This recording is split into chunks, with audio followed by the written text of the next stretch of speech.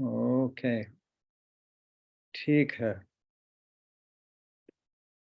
So thank you all again very much. It's always wonderful to see all of you because you help make my late afternoon and evening meaningful, and hopefully everybody else at least gets something, I hope, from the sessions due to the blessings of Tushita and the prayers of our teachers for all these, for all of our centers to be beneficial for others. And also, of course, our own, what we say in Buddhism, our roots of virtue, meaning we have created beneficial actions and made aspirations in the past, according to the Buddhist way of thinking, meaning in past lives, not just this life, very powerful ones in past lives, due to which we have this situation now. Otherwise, again, from this perspective, this situation would not have come about without our previous aspirations. And of course, this life's as well. Aspirations like seeds don't come to fruition unless they're given moisture and the other, circumstances. So, but the point is, we have those seeds. We have created the causes, and luckily we have also brought together other contributory conditions and so forth in this life, and so the result comes, which is wonderful, very wonderful. Okay, so we're going to be looking at a very important topic. We're continuing with a very important topic because what we're looking at concerns, this is just by way of introduction, this also sort of motivation.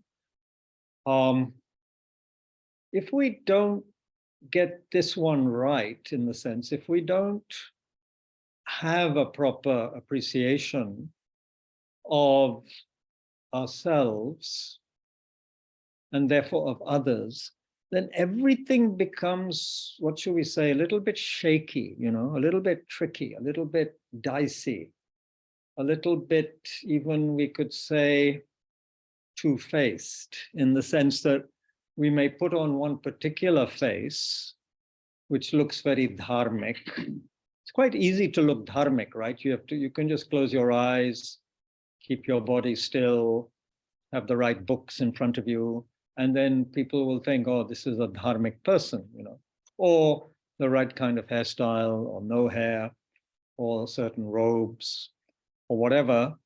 And one could kid oneself for a whole lifetime thinking that one is a dharmic person. But of course, someone who is a true practitioner of the Dharma is really, according to the great masters and the actual practitioners, that person is someone who has, turned their life upside down, their ordinary life, and reversed their ordinary, eight worldly clingings, at least to some extent, or has begun to really understand their insidious nature and how they undermine our process towards awakening. As we mentioned on Sunday, the Dharma is designed to torpedo our complacency, our smugness, our sense of, well, so long as I have my creature comforts and, enough money in the bank and I'm a decent sort of person, then that's it, that's enough, So that kind of complacency could be shattered by a proper appreciation of the Dharma and a certain kind of powerful, what should we say, some kind of meeting of minds with an authentic teacher, etc. However, none of it will last, none of it will work if we don't have proper appreciation for ourselves, as well as willingness to investigate and understand who we are, what we are, which in one sense is the concern of all of the Buddhist path, but especially if you look at the Abhidhamma literature, begin to look at that, an incredible analysis of what we are, the constituents of a human being. Our perceptions, our psychology, you could say, everything to do with who we are, body and mind, and so forth. So that has to happen. Otherwise, and here I think a story, short story, not story, but anyway, something that seems relevant. This is from the era when many people were coming over to India, right? Sick and tired of whatever, Western materialism or their way of life, and they came over to India for, well, drugs, but also enlightenment, wanting something that would make life meaningful. Many people, including people I know, came overland to India, went to a lot of hardship, took a lot of time to come over to India, and they didn't have much money at all, most of them. So anyway, the story, true story, is that one quite famous person, actually, I think we're talking here of somebody called Richard Alpert, whom we know better as Ram Dass, who was a very seminal, very important figure in the counterculture and so forth in the 60s and 70s. And who, by the way, you might Google, I think, beautiful, exquisite, really moving documentary of his later years called Going Home. Going Home, Ram Dass, R-A-M-D-A-S-S. Ram Dass was the name given to him by his Hindu guru, Neem Karoli Baba, who was a very famous guru, it seems. Yeah. Anyway, why am I mentioning him? He mentioned the story. I think it could have been, he might have been talking about himself, if not one of some student or someone he knew very well. But I think it may have been talking about himself. He said how he came to India and he got high. He'd already been high on kind of the drugs and the free whatever, love and, Om, chanting Om and all the things they were doing in the West in the 60s and 70s, well, 60s mainly. And he came over to India and met the gurus. Again, there was a kind of a spiritual high, did a lot of meditation. Again, that led to various experiences, yeah. But then, you see, he had at some point to go back to the West. And he had to go back and look after his parents. Okay. So when he went back to look after his parents, then things kind of fell apart for him. Having to deal with the day-to-day life, with the challenges that working with your own parents brought up, and they're also a little bit, I think, sick, needed help. But of course, parents are parents, and they tend to regard their offspring as always their offspring, and their children, their people. Parents are patterns, right? As some psychotherapists said, and children are patterns that are woven into our conditioning. So anyway, it kind of fell apart. The bliss and the high of India totally evaporated. And he had to face up with his own feelings about himself, about his worthiness, and about his relationship with his parents. And it was just kind of too much. He couldn't handle it initially. And he kind of suffered a sort of a breakdown. So the point here we're making is that we can engage in a lot of what has been well researched now, of course, there's a term for it called spiritual bypassing. You might want to look it up. It's very interesting. Look it up later, not now. Spiritual bypassing, where we take up rituals, meditation, we have the right equipment, we have a mala, we have whatever other accoutrements we think are necessary. And we kind of set ourselves up as someone who is a kind of dharmic person, spiritual person. And, you can fool some of the people all of the time. And a lot of the people, a lot of the time, but in a sense, you can't fool everybody all the time. And you certainly can't fool oneself all the time.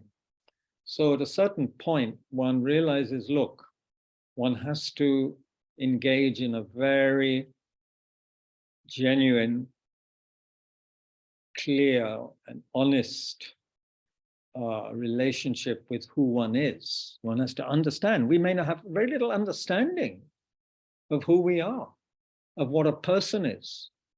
After many years of so-called Dharma practice, because we've, not focused on certain kinds of studies, and we've just, emphasized certain things which we liked.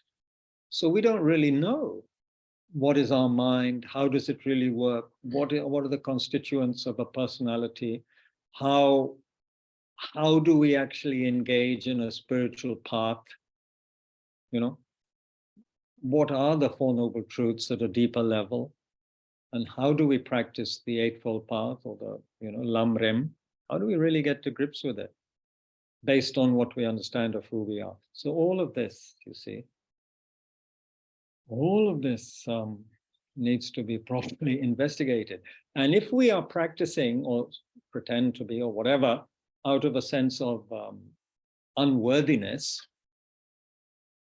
as a kind of compensation for not feeling good about ourselves, or to escape from some trauma, then that is not likely to be a effective foundation for any kind of deep, meaningful transformation, which is what the path should lead to, a complete transformation of our ordinary habitual patterns, our cocoon-like neurotic behavior, our inability to open up in a spacious way and, relate to the world openly, happily, skillfully. Yeah. So sorry, very long intro. But for some of you, you might find, Ram Dass's story instructive. And you might later, after the session, look up spiritual bypassing and take it seriously, because otherwise we can fool ourselves through a lot of study, intellectual study, and amassing information, passing exams quite well through memorizing what we need to memorize. But that doesn't indicate that we've transformed our minds, does it? It could just mean that we're very clever, very intelligent, have a good memory in that sense. But I'm afraid it doesn't, I think you know what I'm saying. And I'm not saying study is not important. Study is incredibly important, especially the right kind of study, which may vary, of course, from person to person. I'm not saying certain study is for everybody. But everybody has to have some idea, for heaven's sake, of, who they are. What is this mind? How do I work with this mind that I usually don't want to, really engage with? I want to distract myself as a way of not coming to grips with the reality of what I am and other realities like impermanence and death, for example, which we don't want to investigate very deeply, probably. Okay. So anyway, this was just by way of some intro. So our topic is, today is, as I put in the posting, investigating, checking if we really do feel that we have this innate basic goodness, Buddha nature, that we are worthy people, that we have a wonderful birthright, and that we don't need to always apologize for ourselves in that sense, apologize for being around, which we don't do obviously verbally, but some part of us feels that we're not good enough. I think that's quite prevalent amongst many people. especially in a consumer culture where your worth is often measured by how much you accumulate, how much you earn, and what your shoes and clothes look like, etc., etc. So let's sit upright and prove to ourselves that we don't need a lot of money or status to be able to sit upright in a very dignified way and stop moving our arms and legs about. We can be still, we can be at ease to some extent. Of course, there will be tensions in the body, that's natural. But we can begin to work with that by sitting in a dignified manner with the back straight, front of the body open, signifying that we are not going to hide anymore. We're not afraid of relating with the situation, with other people, although initially it might be somewhat, even terrifying, but we're willing to engage in that,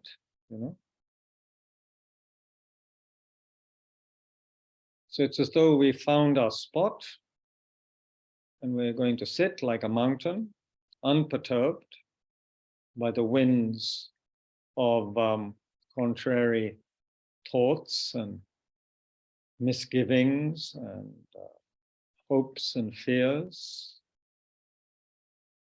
We can remember another great quote said to be from Milarepa, where he says, like a lion, I have no fear. Like an elephant, I have no anxiety. Like a madman, I have no expectations and no hope. I tell you the honest truth. By no hope, in one sense, he meant that he's hopeless, but not in our normal understanding of that word. He's hopeless in the sense that he doesn't need to hope for anything. There is no question of hope or belief or anything. He is just what he is. So there's no hope, there's no expectation, so therefore there's no fear, there's no anxiety. You can just be on the spot, right in this moment.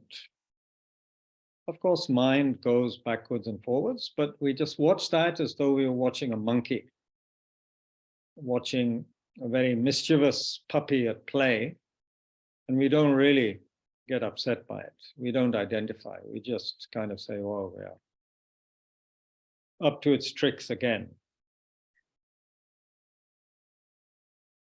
And here we have the skillful means of working with the breath, so we can come back to the breath, which is with us until we die.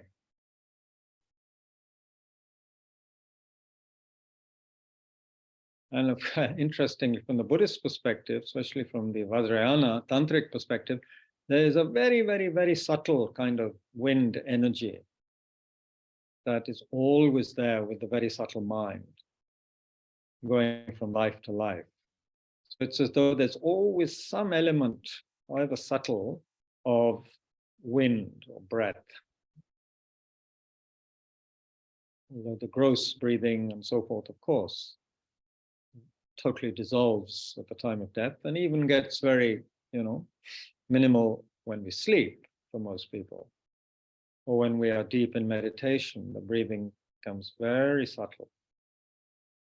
So anyway, we have the breath. We're thankful for that. So we can be aware of it. It's a constant life giver as well as friend, anchor, which we can rely on for now.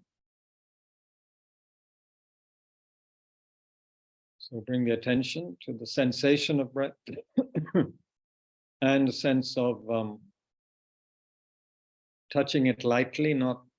It's not a question of trying to squeeze it into submission and 100% heavy kind of attention on it. No, a light, gentle attention.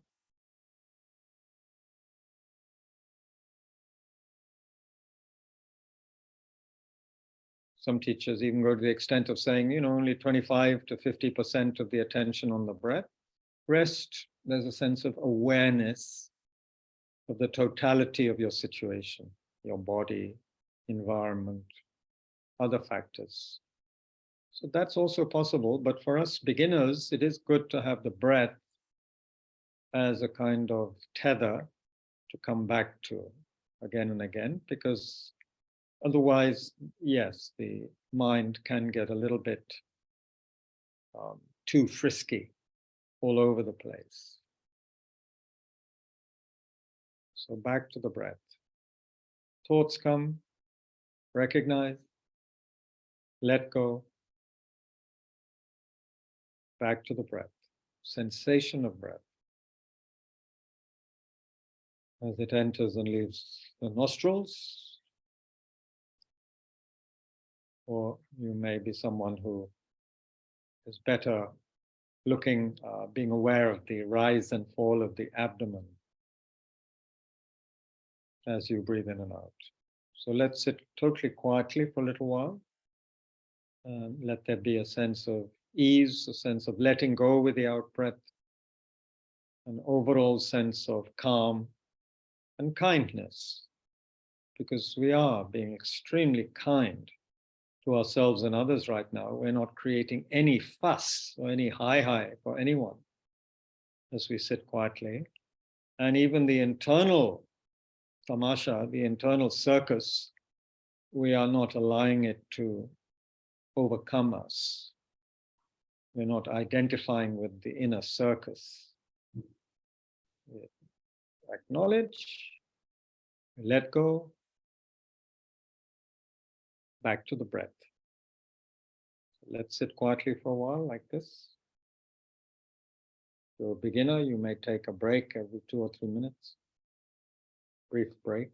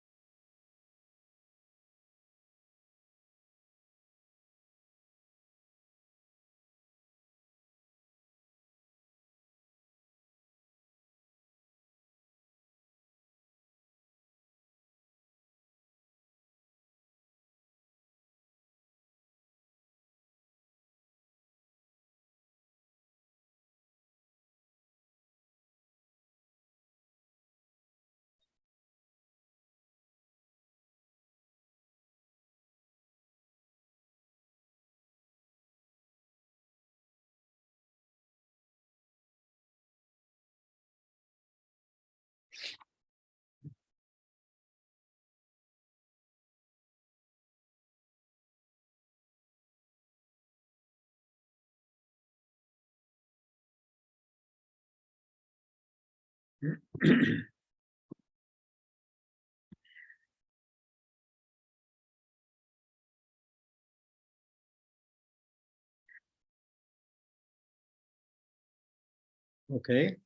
So it's interesting, isn't it, that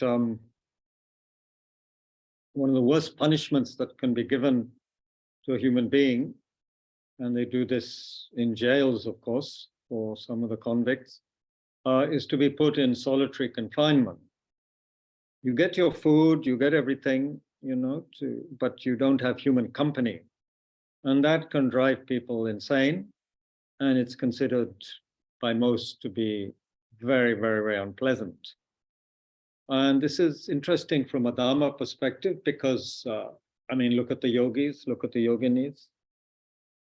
3-year, 5-year, 10-year retreats on their own, perfectly happy. Why is that? Well, because they have some kind of different relationship with themselves, right? For most of us, we are dependent on many factors, including other people, right? So many people, where would they be without the family matrix? Where would they be? Some people say, oh, I'd be much happier without my family, but how happy would they be? How much could they easily get on with their lives without the family at all? Or with their friends? Or any number of different kind of people, their drinking buddies, whatever. So here we're taking the approach, the dharmic approach, of course, that one's best friend is oneself, one's worst enemy is oneself. Again, we might want to ask, who is the self? Well, that's a very good question. Study for 20 years in the monastery, we get more idea of that. But yeah, basically this combination of so many mental and physical factors, especially the physical, mental ones we look at, the perceptions, the feelings, the mental factors, the main minds, the ear, eye, nose, tongue, touch, consciousness, is all of that. Yeah, all of that goes into making a human being, a person, human person. You have to get to grips with that, understand that, make friends with that. And with, of course, that at some point it'll come to that situation where to be at ease and at peace with ourselves in the world, we'll have to be able to plumb the depths of what the Buddha calls selflessness, anatta, no self. And that would, I would imagine, be pretty dramatic initially, don't you think? Talk about torpedoing our self-complacency, just to be intellectually understand a little bit that we may not be a solid, or who I construed to be me is a myth, is a hallucination, never existed, never does, doesn't, will never, the way we're grasping onto ourselves, So all of this requires obviously some study, some inner work, some exploration, and some courage. Because without courage, we will just give up and say, I don't want to get anywhere near that. Even if it's painful, I want to maintain my goalposts, if you like, my reference points, even if they are painful ones, like, people who are unkind to me, but at least they're part of what I identify with, and they're part of my life in some way. Without them, it would be difficult, right? So if we could imagine all of our reference points being taken away, everything we identify with being slowly stripped away and shown for what it is, impermanent, destined to end, and so forth. This is, of course, disturbing to the ordinary mind, right? So it's like, to really be friends with ourselves, it might be a little bit like, an analogy could be, if we find that we are sick, And the doctor says, look, you have a pretty bad problem. It's not just this headache you have. It's not just something superficial. What you actually have is some, diseased organ or some very bad, situation internally in your body. And so you need to undergo this surgery or this operation or long course of treatment. So similarly, with the mind, there is work to be done. But then that is the sign of being friends with oneself, right? You're prepared to, one is prepared to take the trouble to do what has to be done. Just as most people, or many people, would take the trouble to even undergo expensive and maybe painful treatment even, or foul-tasting medicine, let's say, in order to get well. People would be prepared for that, So we need to, I think, understand that making friends with ourselves is not just, I don't know, putting smileys on our bathroom, mirrors and stuff, and trying to cheer up that way. But it's something deeper than that, much, much deeper than that, which involves, a journey into the depths. And speaking of journeys, something that I was recently reading, which made a lot of sense, and in a book on the Abhidhamma, which I've been looking at, is that the path, we speak of the Buddhist path as though it's something that's already laid out and we just have to start walking on it, like the path from here to the metro station in Horsecart, the path is there, the road is there, just have to walk on it, It's not like that. The path, marg, or fourth noble truth, or path, it's not like something just, it's there, we just have to walk on it. It's something we have to create through our own investigation, our own understanding. It's a process that we have to set in motion with our own intelligence based on what the Buddha has taught and the great masters have taught. Yeah. So it's a journey. It's a journey. Not some ready-made mix, that we just have to pour boiling water and it's ready. Not like that. Anyway, this journey is a necessary one, just as the journey to the hospital, getting the doctor, to investigate properly, insisting that he does proper examination, and therefore you find out really what is wrong, and then get to work on whatever has to be done. And one might take second opinions, which is like taking different teachings from different teachers or reading different interpretations of things so that we can see things from a different perspective, So like that, we need to be quite thorough. Anyway, let me get to work on something today, which is the backbone of what I wanted to speak about. And I'm taking most my material from Trungpa Rinpoche's work, from something which we call the Great Eastern Sun.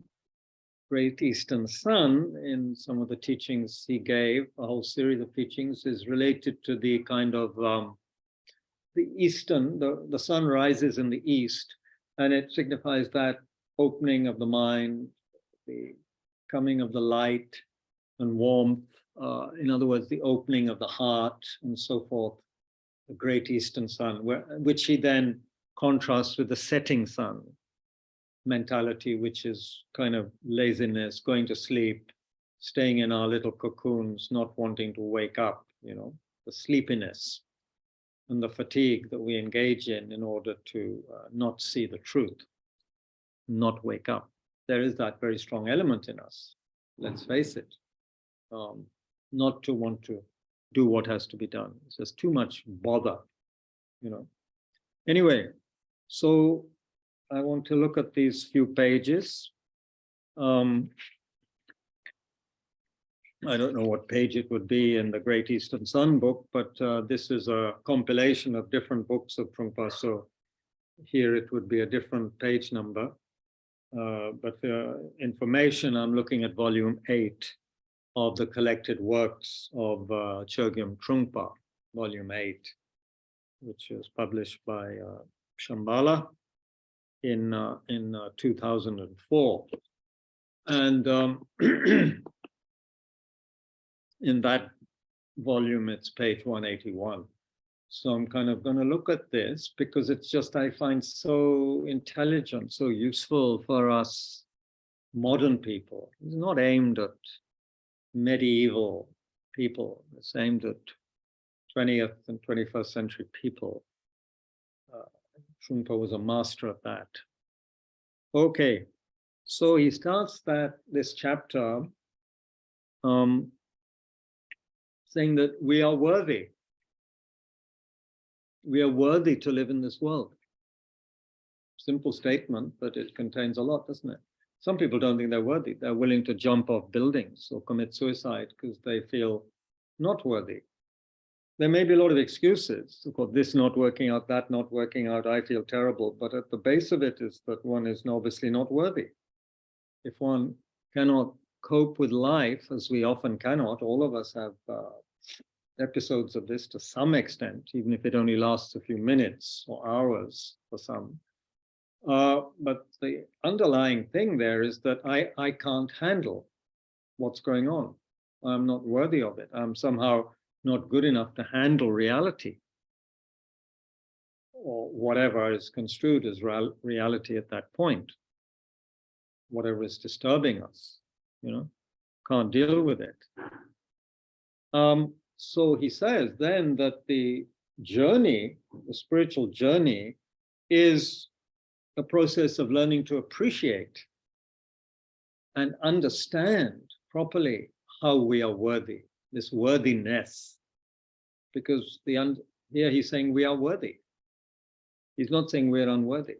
Some religions, some aspects of some religions, and it could creep into Buddhism too, I'm sure, is that basically, we're a piece of, shit. And we don't deserve to be around, and we're guilty, and we've done all these naughty things, isn't it? And, I can't do this, I can't do that, I'm useless.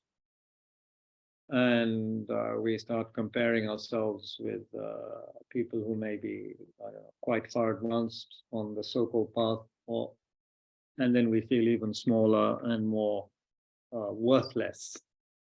Yeah? And a lot of us do this to some extent, and it's even encouraged in some way in the competitiveness that we encourage at schools and in the business world. So then if we think we're not doing well enough, or if we fail in some sense, then of course we feel unworthy. So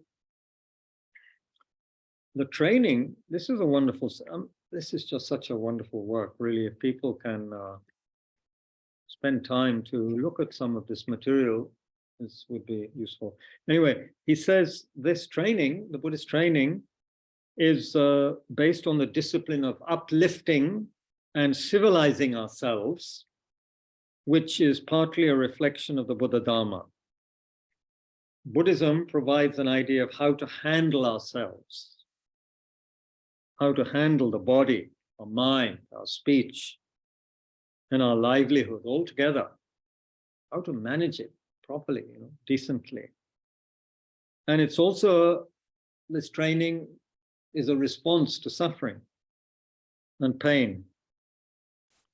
The misery, terror, and horror that have developed throughout what is known as the setting sun world, which is a psychological world which we've created.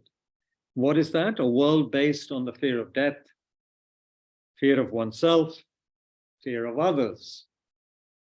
A world that comes with lots of warnings. We may say, I'm not afraid of myself. I'm not afraid of others. Well, then go into a room on your own for a few days and see if you're afraid of yourself, your mind, or not. See if you're really open and trusting and able to work, deal with other people. Not always on your own terms, or on your own turf. And then we'll see if we have some subtle hesitation or fear of other people or not. We have to be incredibly intelligent and honest about this, and I think that's very difficult. That's my experience. It's quite difficult. And of course, because of our persona, our intelligence, our initials, our, the titles we have, the PhDs or whatever, we may come across as a very confident, practical, worldly person who knows how to handle things, but inside maybe quite different, how we actually feel and how we are relating to others.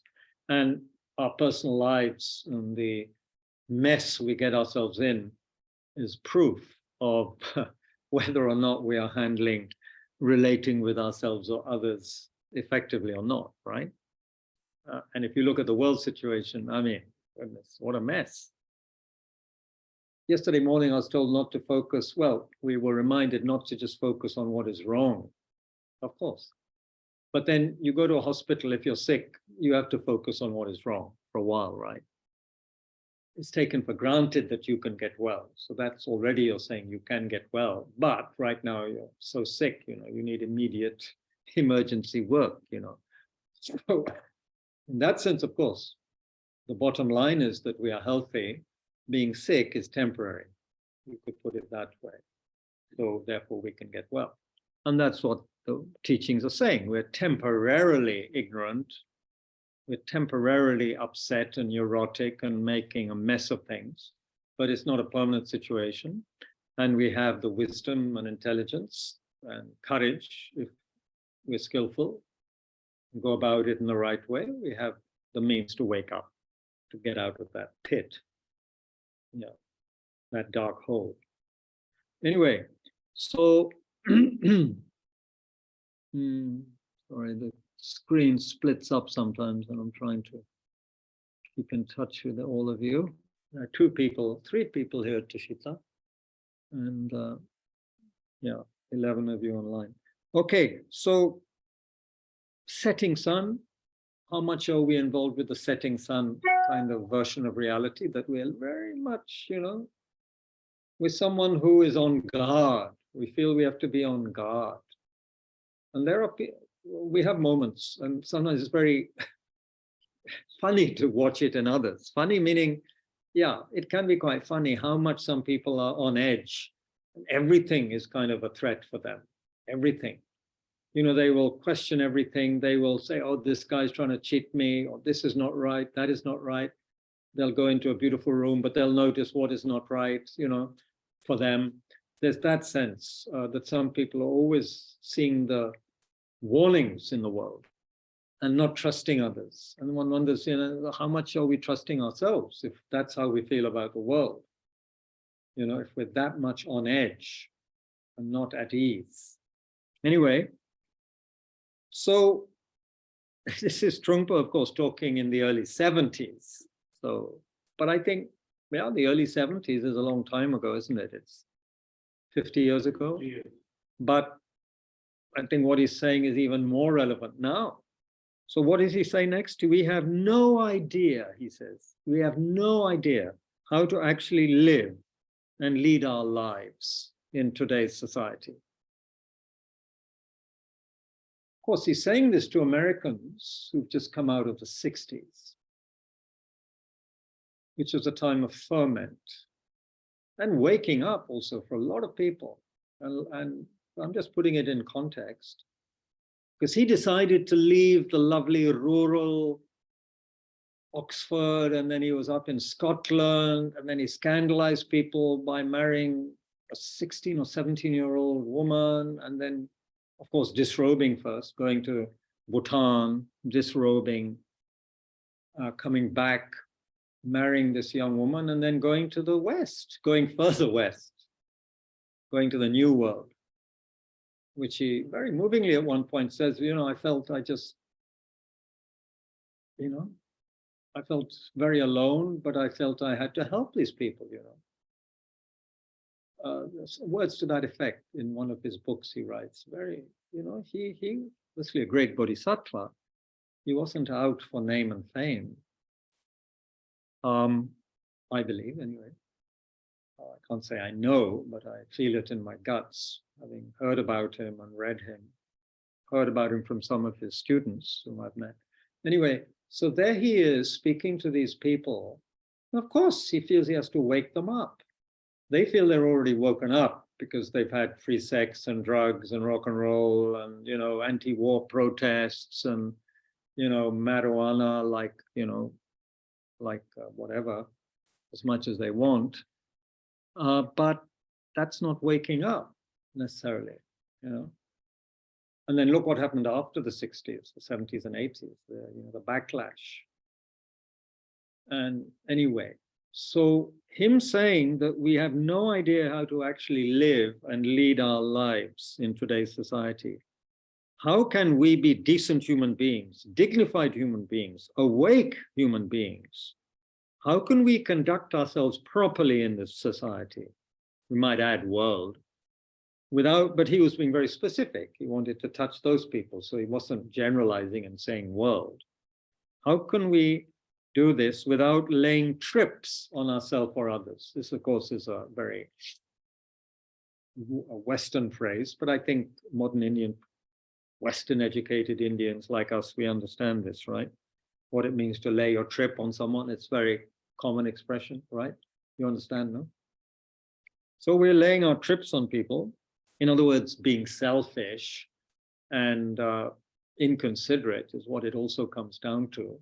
We don't care so much about the other person. We just, it's about me, what I want, right? So how can we conduct ourselves properly, saying, without laying trips on other people? Of course, why we're discussing this here in the context of the Four Immeasurables, loving kindness, is that, for heaven's sake, if we're laying trips on other people, what does that say about our own mind and about the state of our mind and our relationship with ourselves? If we have to bolster ourselves by manipulating other people and et cetera, what does that say about us and our own mental health? How can we treat our children better, our husbands better, our wives better? How can we relate with our business partners better, our bosses better, our employees better? What else in this list? Yeah. So in response to this, the vision he's mentioning is one in which we conduct our lives according to the great Eastern Sun vision. It's looking forward. You can't hold off your death. You're willing to face the fact that you're going to die without trying to, sweep it under the carpet. You're always getting older. You can't hold off your death. And beyond that, every day you can learn something new, he said. You can't deny that. There's no problem with going forward, he says, but there's a difference between going forward and speeding recklessly. So recklessness is pushing yourself to do more than you can, or it's the result of impatience and being fearful. I think this is very important. A lot of the manic energy I see in myself and around me and in modern people and in people who are working very long hours, it's a kind of impatience and a kind of a, I don't know. We thought 40 years ago, I remember my parents talking about it in England, when we're still in England. They said, oh yeah, when computers come, then everyone will have so much more spare time to be just relaxed, do what they want, because work will get done so much quicker, But what has happened? Of course, we've become also slaves of the computer. And now there are only 3 people here at Tushita and everyone else is online. But that's okay. I'm not saying that's bad. There's many factors involved. However, have I lost the train of my thought? A little bit, not totally. So we're trying to do more than we should.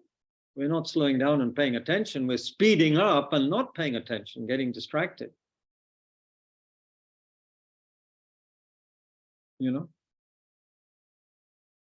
And of course, we're doing crazy things, like some people are being paid unbelievable amounts of money to do research and development on things that are basically destroying others. destroying the planet. You know? So, and the other thing about recklessness and a result of impatience and being fearful, and I think is very connected with our topic, very connected with our topic of being kind to ourselves, loving kindness towards ourselves, is that, you know, rather than taking the time, the effort to prepare a nice meal, you eat bad fast food and get sick from it. Or now we just, you know, we just order, you know, something online which may not be that healthy. We just, you know, we can't be bothered to take time to look after ourselves, you know, to prepare something, at least put some good effort into it and so forth. And then we just rebel about something, you know, against something or other. We have to be against something or other. That's very much a modern thing. Goodness me. If we're not against something, then there's something wrong with us. And he says, there's no dignity in that. Well, this is interpretable, but he's saying, he's asking, where's the dignity? Where's the dignity in our lives? I was remembering this statement when I was in Bodh Gaya recently, walking from the Burmese Vihar to the main temple. I'd gone to see Burmese Vihar because it's an old haunt where I used to stay when I first went to Bodh Gaya. And I was walking down the street, which is a very busy street, with vegetable sellers on both sides, and a lot of traffic, not buses, but rickshaws, scooters, three-wheelers, etc., and people just walking. And some of the ladies in saris were walking also, the village women. And I just was looking, it just seems so, their way of walking also, so dignified compared to other people. Just so, it was kind of calm and dignified. And even when they are carrying a child, or maybe especially then, I don't know, just kind of dignified. They seem not speedy, not reckless. They weren't impatient. Whereas today I went to a mall and I wasn't struck in that way by anybody that I saw at the mall. That kind of dignity. And I keep my eyes and ears open. I'm not, so fascinated by the things behind the windows that I get caught up in that. I saw some, as usual in malls, some pretty unhappy faces, of course, some distracted faces, a lot of chattering, and there was this horrible place where school kids were in there playing on all these machines. It looked like a kind of class 4 to class 10 version of Las Vegas, but without, all of the naughty stuff. It was so noisy as well. The whole time zone. I was like, I don't know. There was all these machines in there, and I just popped my head in to see what the hell is going on.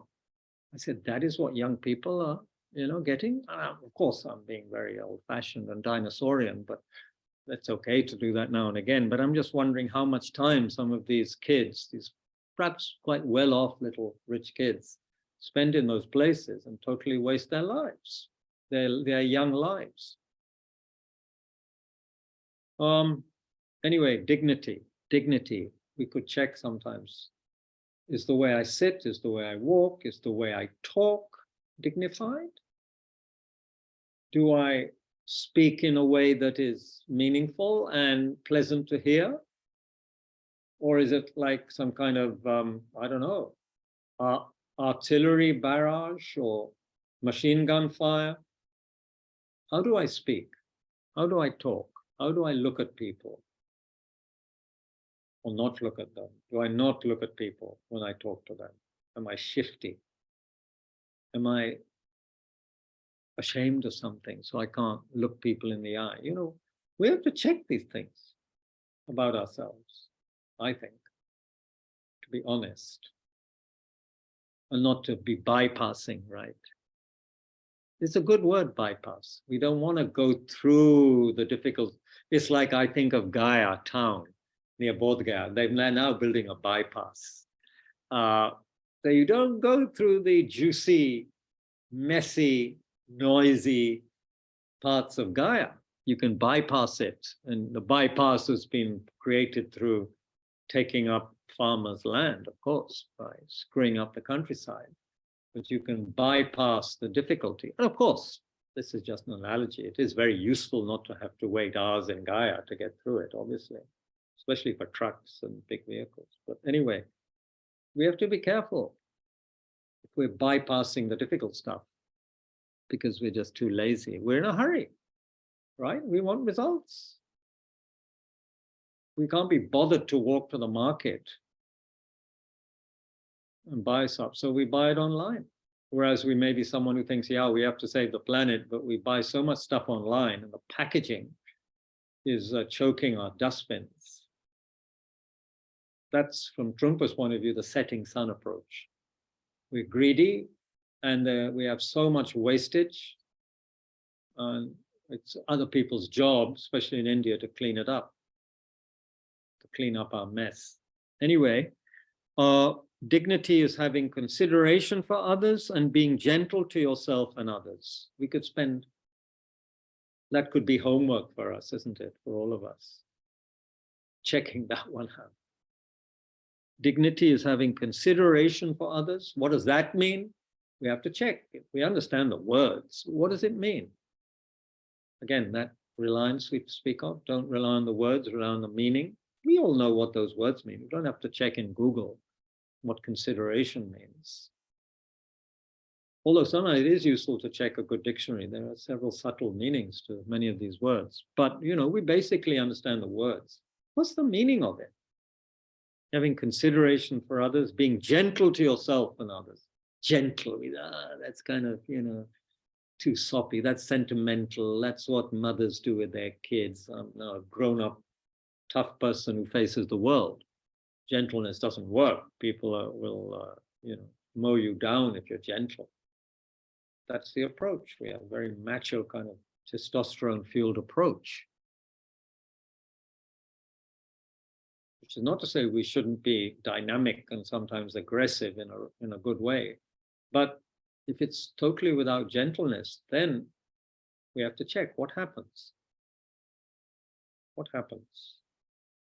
This unbelievable inhumanity of human beings to one another. Where does that come from? Surely there's a lack of gentleness. We could do with some more gentleness in the way we think and in the way we relate, and beginning with ourselves. With gentleness, you can go forward without recklessness, and the result is that you avoid accidents.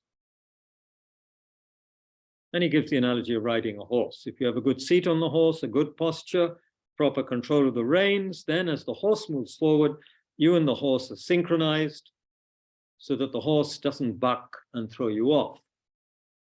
Your gait is fantastic. Walk and everything is controlled. You sit in the saddle as if you were on a throne. In this view of the world, when your body and mind are synchronized, you never mess up anybody else's situation. That's a good phrase. We don't mess up our own situation. But are our minds and bodies synchronized? What does that even mean? It would be interesting to see a video of ourselves as we move around in our house and go to our kitchen and prepare whatever we do. It would be very interesting. I've begun to move around in my apartment as though there were CCTV cameras, and I'm trying to be slower and more dignified and more attentive, since, you know, I'm supposed to be mouthing this on screen. So one is trying to do it oneself, and it's great. Actually, it feels great. Not that I'm doing it to feel great or high. It just feels so right and correct to be dignified, you know, So I don't have to rush from one room to another, because I'm a very rushy kind of person. I'm a very vata person in the Ayurvedic classification. Very speedy, busy, windy people. So slowing down, being dignified, a jolly good idea, really. Recklessness is destroying other people's state of mind as well as your own. And I guess reckless means lack of consideration, being in a hurry, eating and drinking on the run. These kind of things are reckless from this point of view, because they're not good for the human body and mind. They don't keep it synchronized. We might think it's very cool and very good that I'm spending only 2 minutes on breakfast, gulping it down and rushing out to work and contributing to GDP or whatever it is. But look at the world we've created based on this kind of behavior. And it's not the farmers, it's not the rural people who have done this mischief.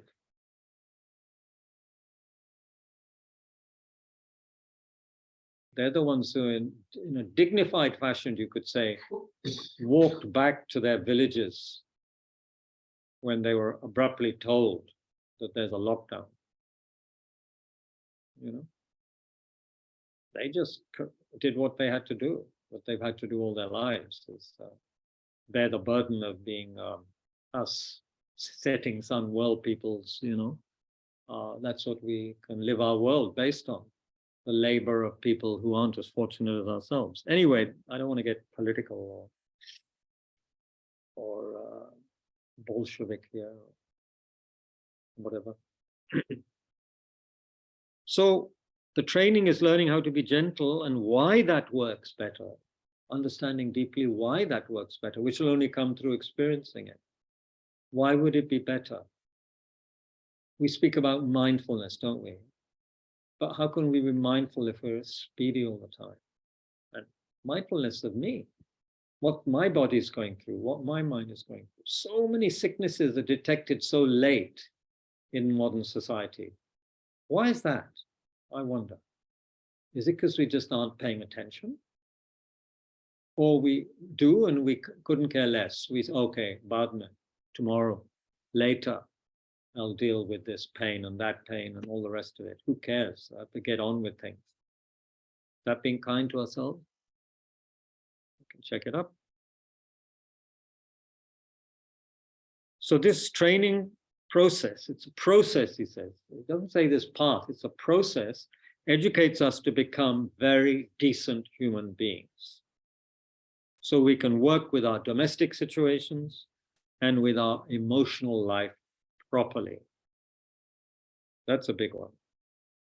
We can synchronize mind and body, and without resentment or aggression, with enormous gentleness, we treat ourselves so well. In that way, we can celebrate life properly. Emotional life. Anger, attachment, aversion, jealousy, pride. How do we deal with it? We can't deal with it. World leaders can't deal with it. They throw it around. They have the power to project their garbage onto other people and other nations. Although, of course, it's a bit more complicated than that, but that's basically what it is. The fear, the doubt, the mistrust, it can develop into World War III, right? Easy. Very easy when we're not being gentle. And as Shantideva prays in his dedication, may beings think of benefiting one another. Seems so simple, but we don't think that way. It's what can I get out of the situation? How can I be safe? How can I be secure? How can I have a secure old age? How can I look after myself? This is what all of us are, dealing with. So you might say, he says, there's no new message here, there's nothing new in what you're saying. We've heard these things before, which may be true. There is no new message, he says, particularly, there's no new trick. that he's putting across. But the point here is to actualize what we're saying, to actualize it. People may give you lots of advice trying to help you to be good. They keep saying, how are you doing? Take it easy. Don't worry. Everything's going to be okay. But nobody knows how to make it okay. Nobody knows how to make that happen. So this training teaches us how to do it. The heart of the matter. By joining the basic Buddhist-oriented practice of sitting meditation with the appreciation of our lives, there is no discrepancy between dealing with ourselves and dealing with others at all. So we deal with ourselves and we deal with others. And the one doesn't happen without the other. We can't deal with others, meaning work with them skillfully, without first taking care of ourselves decently, properly. And the theme here basically comes down, he says, to trust, without suspicion. We're very suspicious, aren't we? Very suspicious, usually, of everything. And then we say, just if I say, yeah, look, that happened, it's justifiable that I'm suspicious. If I'm not suspicious, I will go down the drain.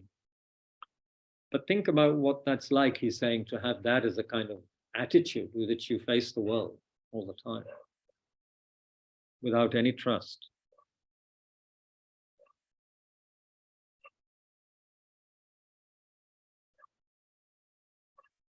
When you're suspicious, I'll just quote a little more, then we can have some discussion.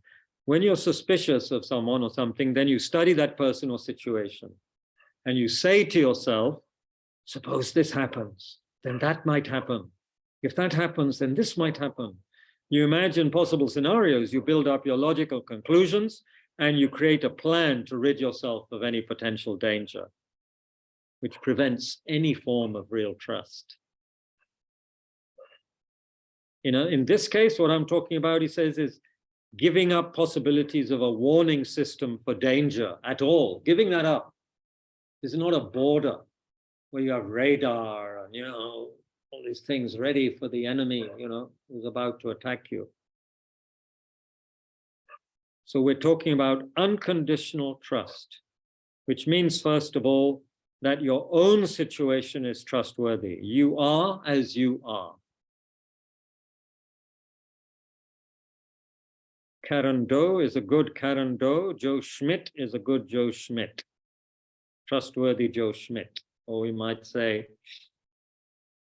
Anita Sharma is a good Anita Sharma, and Rajesh Singh is a good Rajesh Singh. Trustworthy Rajesh Singh. You trust in your existence and in your training. You are trustworthy, therefore you can work with others. You don't have to pollute the world or give in to any indulgence at all. Okay, so one more thing which is important then. Unconditional trust. We are capable of being good, kind, gentle, and loving, either to ourselves or others. Why so? Because we have a gap somewhere in our state of mind. Okay, a gap somewhere in our state of mind. We'll talk about this. You might be the most cruel and mean person in history, a terrible person, but you are capable of falling in love. Like Hitler, for example. He had someone he loved. It may have been a bit dysfunctional, but yeah. He loved painting when he was younger. I'm not saying he was a great painter. He loved a particular dog he had. So he couldn't be 100% a monster, right? There is that possibility, not even possibility, but there is that actuality already. We are capable of being kind, loving, and gentle. In the English language, usually those words, kind, loving, gentle, refer purely to ethics or to our actions alone. But here those terms are referring to our fundamental state of mind. He's saying it's our fundamental state of mind. We've spoken about this before. with that state of mind of kindness and gentleness, we're capable of falling in love. We're capable of being gentle. We're capable of shaking hands with someone and saying, hello, how are you today? That little capability, however little it may be, but we have something there. We are not complete monsters.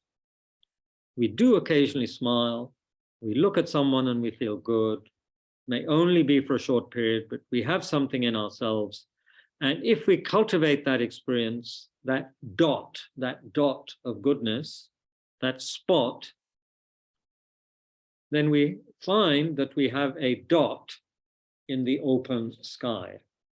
So this is, of course, referring to also something other, also very deep in Buddhist teachings, or not so deep. The fact that our mind is like the sky, it's spacious. There is space. To our ignorance, we make it feel very crowded and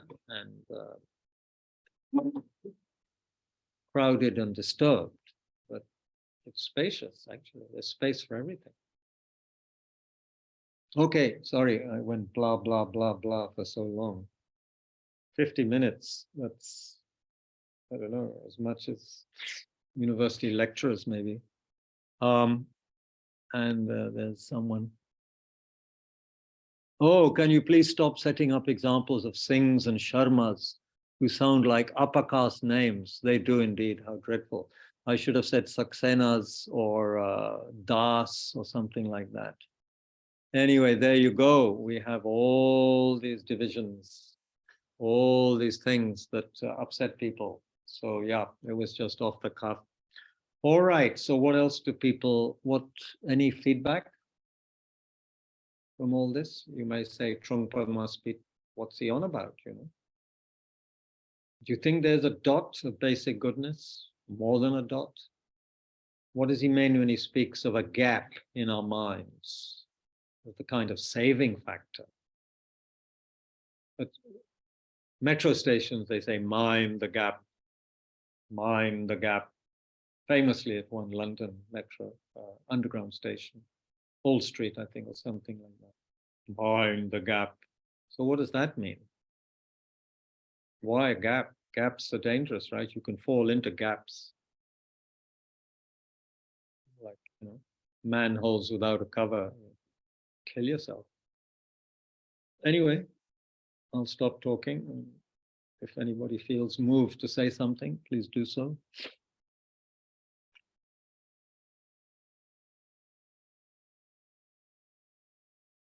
If not, we can all go home and watch television or meditate or whatever we do in the evenings. Stock exchange. Walk in your local woods if you are very lucky.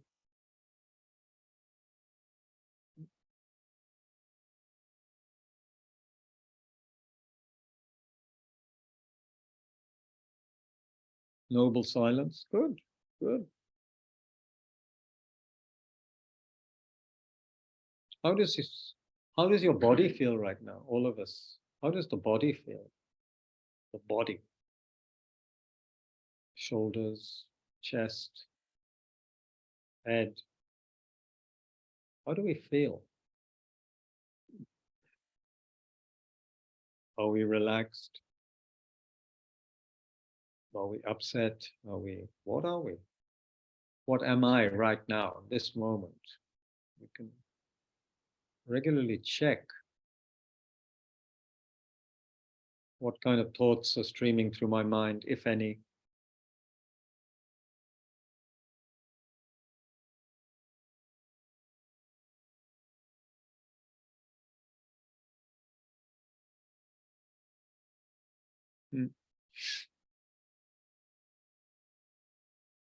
Oh, okay, since you folks are very reticent and perhaps very good, rightly so, I'll just again very quickly read what Mingyur Rinpoche says at the end of his book, which is something we should probably play back to ourselves again and again as a kind of brainwash of the right kind, or at least to check it up now and again.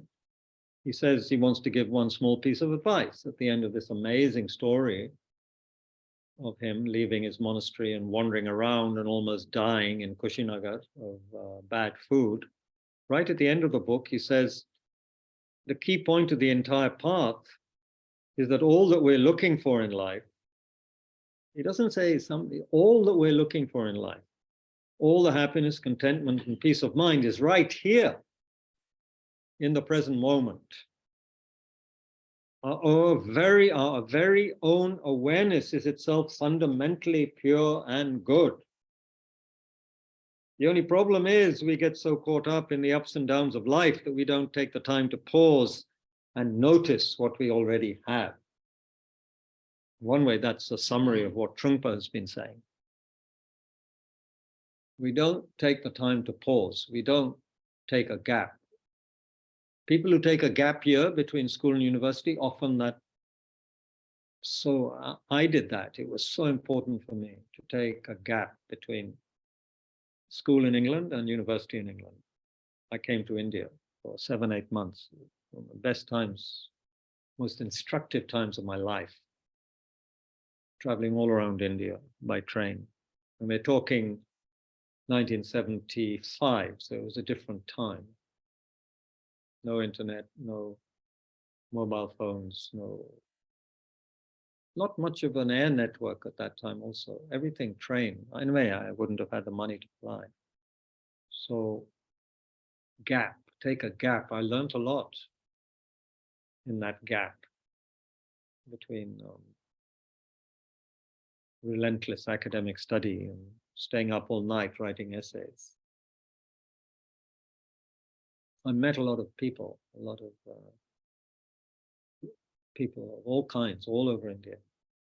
So anyway, gaps can be good, but here he's not so much referring to that kind of gap, but a gap in the tamasha of the mind, the drama that the mind is always setting up.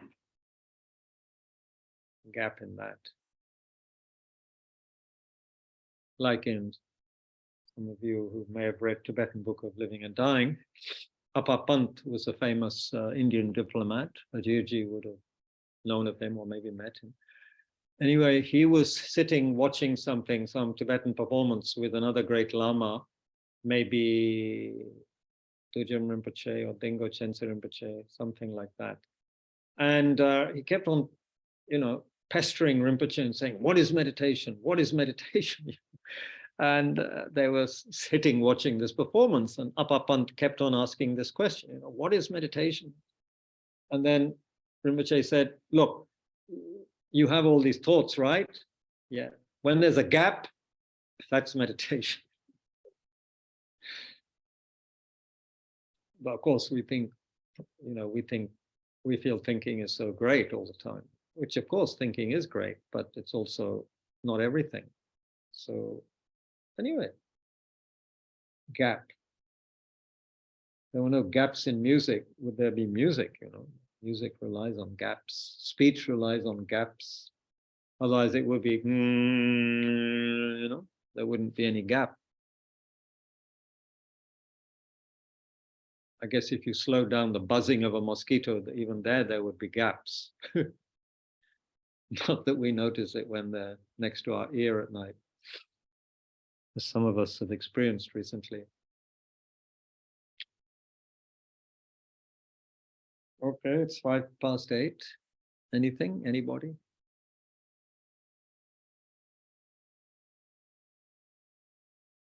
Wow.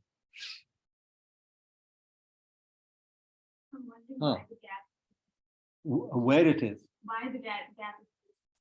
Why it exists. Yeah, especially in the context of what Trungpa said about either one side to oneself or everything else around them.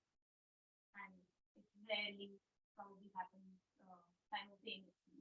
No, I mean, do you even think there is a gap? I mean, yeah, it's got me thinking that there probably is a gap. There probably is a gap. You can't remember any gaps in your own mental stream of consciousness. No, I mean, in my mind, that's a different ways of interpreting the gap. different ways of interpreting the gap, right? But the way that I'm intrigued with Trungpa's interpretation is that he's saying that we can extend kindness to ourselves, but when we try to extend it to others, there is a gap. No, he's not saying that. I mean, That's yeah, I not think what maybe he hasn't before- explained it fully yet. Yeah, I think maybe, He hasn't maybe explained something gap. said before, add points to it. Let's see, and it's not in the index. So, but think about what that Lama told the Indian diplomat, Apapant. You have all these thoughts, and you know how thoughts can drive us crazy, right? And make us so busy, right? Or it's a very cloudy day, and then a gap. Then you see the sky, or the sun comes out in the gap. Or a moon, on a moonlit night, there's clouds, and then, oh, there's a gap. And then you can appreciate the moonlight. So like that in the mind, when there's all this churning, there's a churning, right? Back and forth, and all over the place, all these thoughts. I mean, I can know it from experience. I know this. I almost drove myself crazy a few years ago with my thoughts, certain kinds of thoughts. So if there's a gap, wow. There's peace in that moment. No? Yeah, I mean, I think that's definitely the positive side of a gap. Positive side of a gap. Way of looking at a gap and What's the finding negative right- side? I mean, I'm thinking about gaps in understanding. How Hmm. they get Gaps in understanding, like understanding concepts or understanding. gaps in the sense of a lack of understanding. Yeah. Oh, like that's lack- another use of the term. That's not the use he's using. We can say, oh, you have a very major gap in your knowledge, Yeah. which is yeah. hampering your ability to whatever, you know. I'm just looking at the term from spectrum of being. It could be a really amazing thing and something that we all require, but also something. Yeah, you know, basically they say we cannot attain Buddhahood, we cannot even attain high levels of realization with conceptual mind. Conceptual mind is essential initially.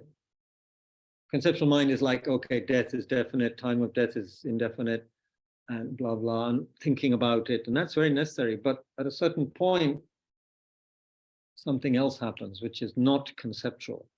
And certainly when it comes to, they say, meditating on ultimate truth, emptiness, there's so much intellectual work to do. And then there's what they call an inference, an inferential understanding, which can be very powerful, but it's not direct experience of emptiness. When the practitioner has a direct experience, then they attain something very special. And then if they're on the Bodhisattva path, then they attain what is called the path of seeing, the path of insight, if you like it, very deep seeing, beyond concept. But then, of course, when they come out of meditation, again, they're having concepts. They're not 24 hours in non-conceptual meditation. But then they keep on meditating, and that's what leads them to Buddhahood.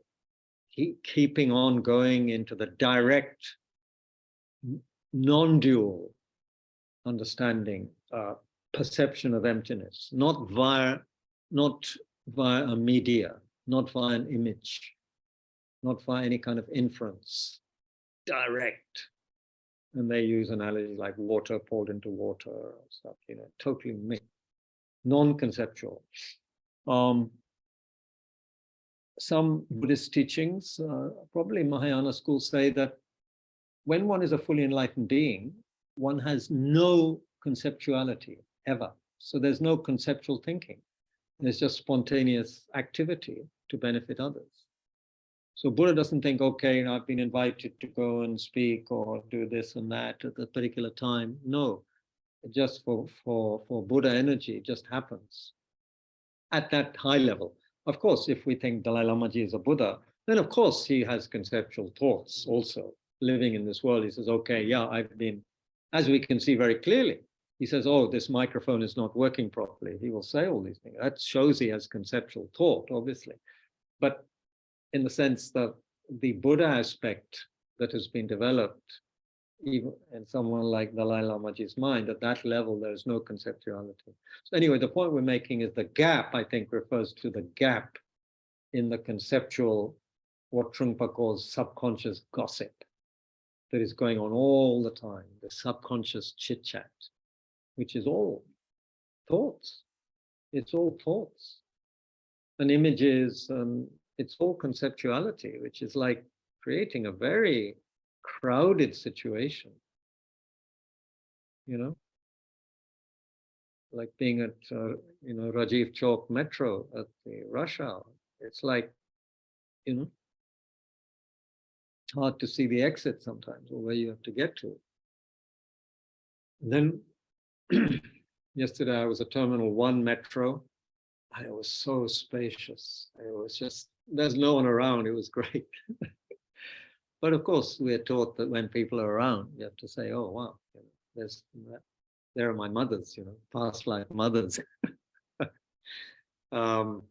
Anyway, there's a remedy for every situation in this wonderful process that we've been taught.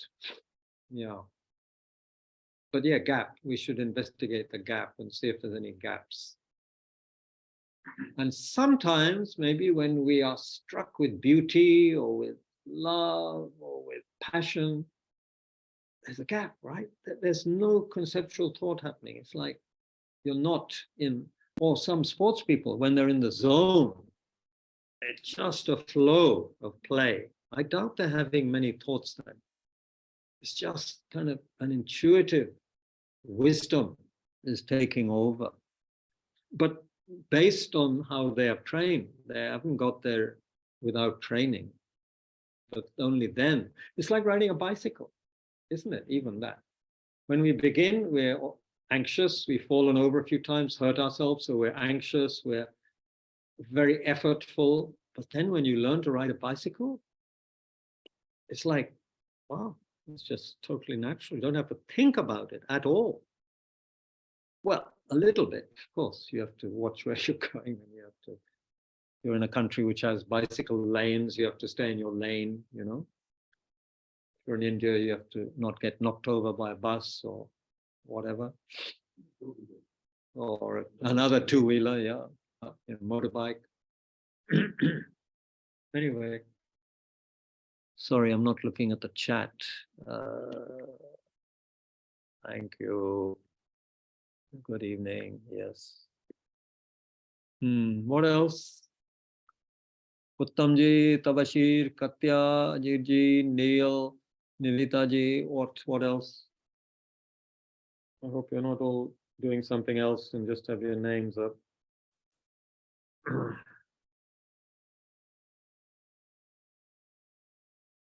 Ajirji is very quiet today. Sometimes I think Ajirji goes in and out of non-conceptual wakefulness so much. Not with us. Ajirji, aap hain ya nahi? Goodness me. Tabashirji, are you there? Nivita, are you there? Oh, amazing. ठीक है. Good, okay, you're there. ठीक है. No, just, yeah. Nothing, we'll stop soon. I'm not going to keep on saying is there anything, and if you folks want to say something, say it. I have a responsibility to my auntie to sit with her and watch Netflix. This is a sacred responsibility in the evenings. We're watching Delhi Crime. Excellent acting. Which of this is? Huh? Which season? Which season? It's only one season. It's, I think, 6 or 7 episodes or something. Very well done. It won an Emmy award. Ah, Ajir ji, pranam, pranam. Lal pehne hue hain aaj. Kya aapka? Bahut badhiya. Very good, sir. Very good. Haven't seen you in red before. Was that just a red collar? Ya pura aapka t-shirt lal hai? That means energy. Means what?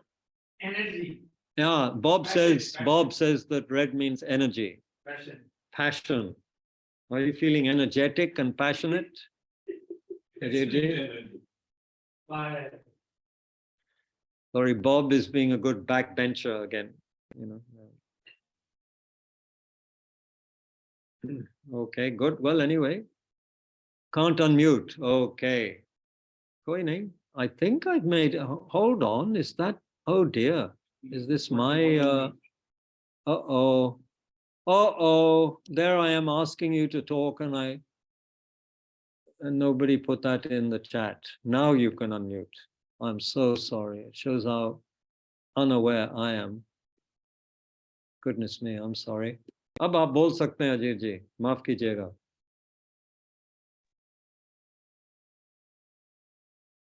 Kabir ji, जी, माफी मांगता हूँ. मैं तो I'm in Melbourne and it is almost 2 o'clock. What are you doing in Melbourne? You just left us with. ठीक है, आप तो मस्ती कर रहे हैं, हाँ, बिटिया का लाभ उठा रहे हैं. ये Sometimes दुबई जाते हैं, मेलबोर्न जाते हैं. वाह जी वाह. the Tagore, There was I. the Tagore, Hoping you take me to Andhra Bhavan for a meal, और आप मेलबोर्न पहुंच गए. ठीक है. Can't always get what you want. Tagore said, the other side is always greener. Tagore said. Yeah. British. Rabindranath No. Tagore. Yes. And he gave the example at the midnight, the villages on this side, the Ganges, they thought that the people on the other side, where the lamps were lit up, they were very happy. Mm-hmm. And the other side also thought, well, look at the people on the other side of the Ganges. They seem to be very happy. Huh? This is the poetry of Rabindranath Tagore ji. Acha. Okay. Yeah, that's good. Huh? So that is an impediment to loving kindness, isn't it? For ourselves. We always feel unworthy. We're on the wrong side of the river, right? Exactly, exactly. But what I really wanted to share, which I really found in the context of Trungpa Rinpoche, when he's talking of the basic goodness, I was reading the book which you mentioned once, Why to Meditate, by Soki Nyingma Rinpoche and Daniel Coleman. No, that Sokni Rinpoche. Sokni Rinpoche. Yeah, Sokni Rinpoche. So he uses another expression which I really found is very powerful. He talks of the essence love. Essence love. Huh. Yeah. So what is he really defines, one is the love, and there's the love which is expressed, which means I love my parents, I love my friends, I love maybe my pets. And the another category of the love he talks of is the love of the self. I love myself. I take care of myself. I'm kind to myself. But he's saying that all this type of love is with a reference. But when we are talking of the essence love, he's saying that it is the love just by itself. It has no center and it has no boundaries. Beautiful. Yeah. So I think there's a kind of love we have that is our nature. So can we really connect to ourselves to that? So it's almost like what Trungpa Rinpoche is saying is the basic goodness, I think. And maybe we can say even that's a kind of the Buddha nature. Absolutely. So I really find that that's also a very nice way of really putting it. Very good. As Trungpa said, you know, these words, kind, loving, gentle, usually we refer them to ethics or action, but here he says, those terms refer to our fundamental state of mind. Yeah. Which I think essence love is a good term, useful term. And so it's just like, it's there. We don't have to necessarily cultivate it or import it from outside. It's there as part of our basic, what should we say, basic nature, basic, Yeah, whatever. That's very heartening, isn't it? Very heartening to hear that. yeah, That yeah.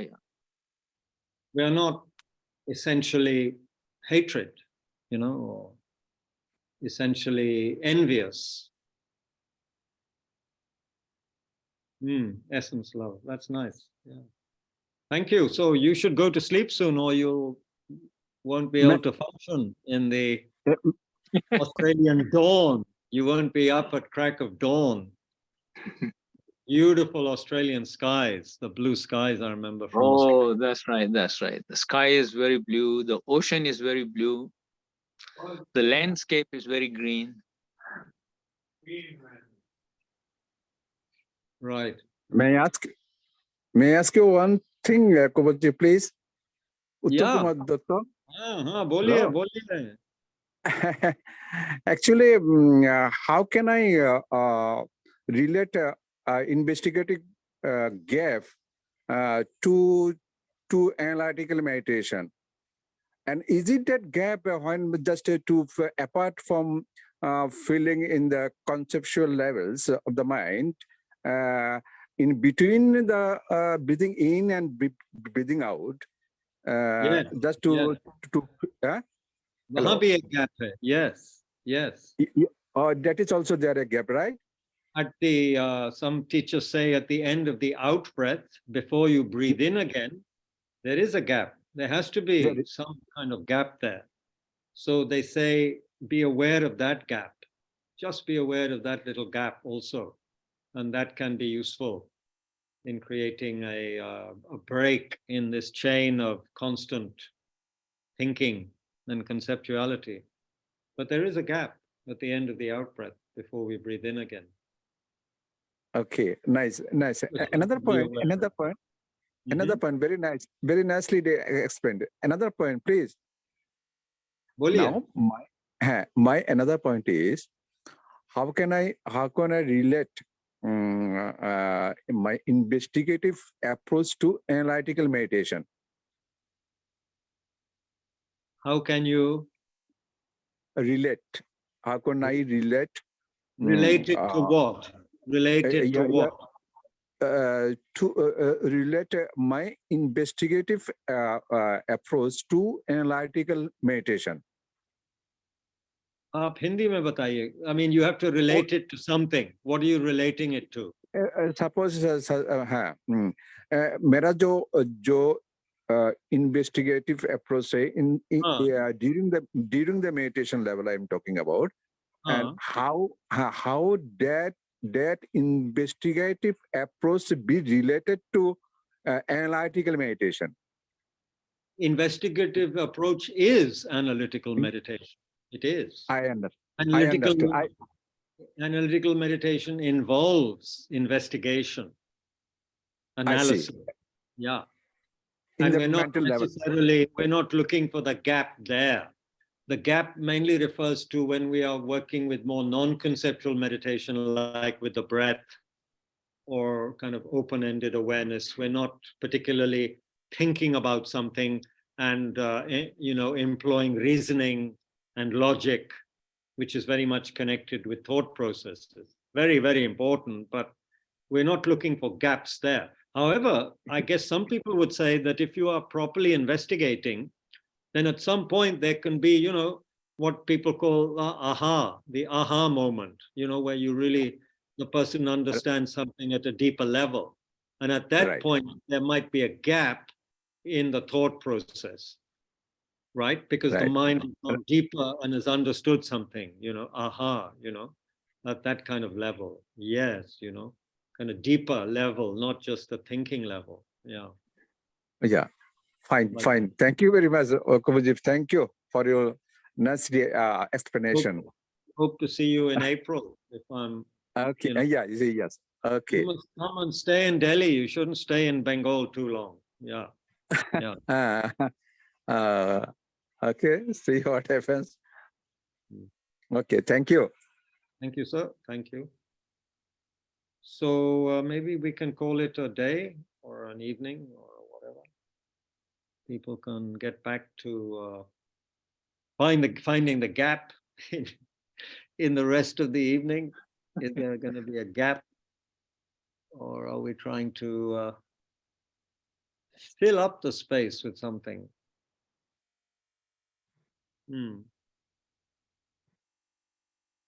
Okay, so let's dedicate that by all this blah blah which I've inflicted on you, but coming from, of course, trying to look at the wonderful analysis of Trungpa Rinpoche and others. May there be some benefit.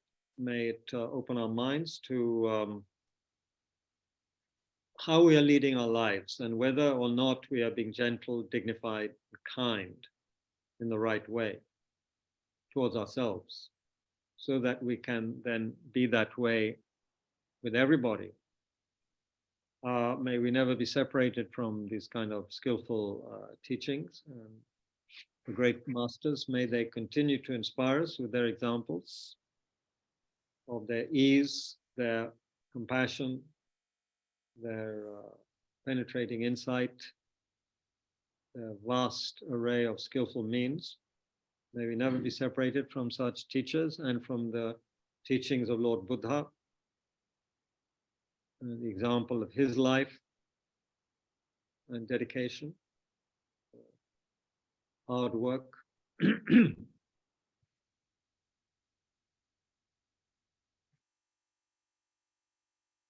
May people think of benefiting one another. May all of us be well and happy. People are sick, who are dying, who have died.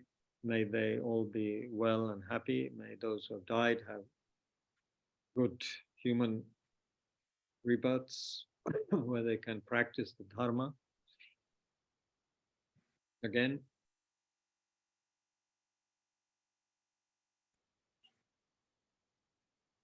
And especially may we develop tremendous trust and experience of our basic goodness.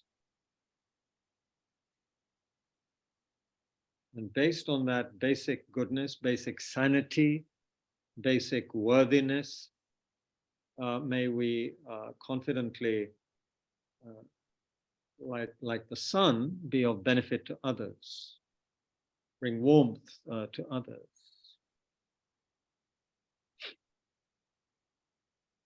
And may we never be separated from that kind of activity, never be, may we never give up, as His Holiness said, whatever is happening. And as Lama Zopa Rinpoche says, when problems occur, experience them with compassion, not with fear, aggression, and so forth, resentment, but experience problems with compassion for oneself, obviously, and for others. May we take this advice to heart and try and actualize it in our lives. We dedicate that we are able to do that.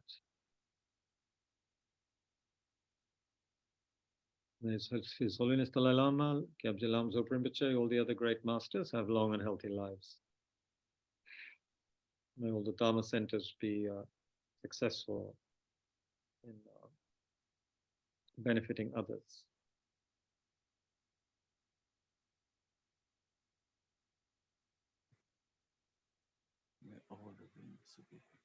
Okay, thank you all very much for your patience, and we'll continue with this tomorrow, although tomorrow we may start early. Watch the posting. May have another commitment tomorrow, but we might start at 6 and finish by 7:30 tomorrow, but watch the post. I'll try and post it before 11 a.m. or so that people know. And then you can go to sleep earlier, Ajirji. Thank you for staying up. I hope you get some good sleep. Good night. Good morning.